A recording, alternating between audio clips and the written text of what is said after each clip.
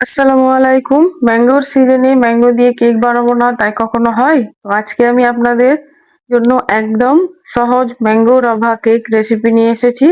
এই কেক বানাবো সুজি আর ম্যাঙ্গো দিয়ে।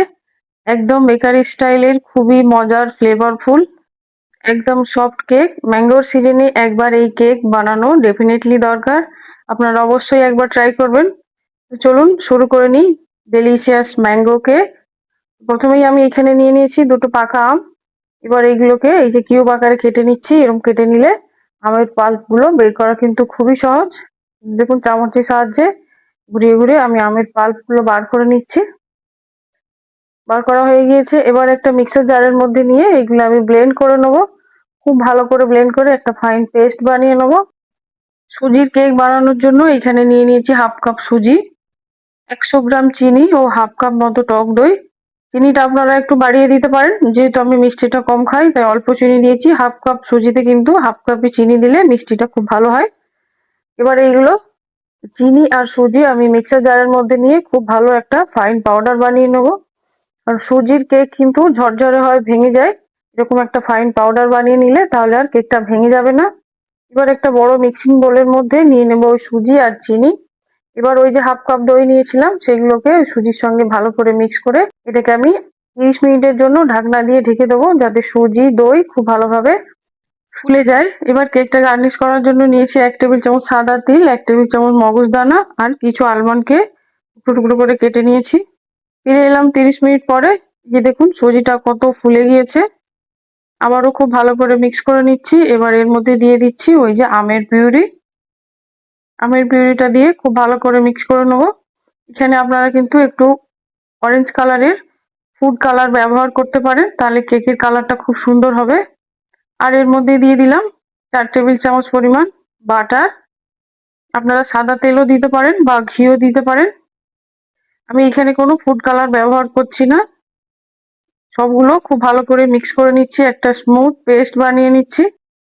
এই যে দেখুন পেস্টটা আমার বানানো হয়ে গিয়েছে। দেখতে কত সুন্দর লাগছে কালারটা।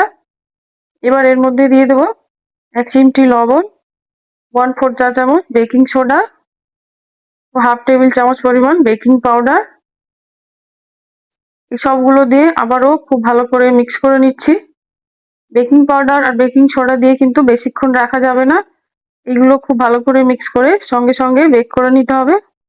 এবার এখানে নিয়ে নিয়েছি একটা কেকের মোল্ড। এর মধ্যে দিয়ে দিলাম বাটার পেপার। আপনারা যে কোনো পাত্রে কেকটা বেক করতে পারেন। ওই যে কেকের বাটারটা আমি এর মধ্যে ঢেলে দিলাম।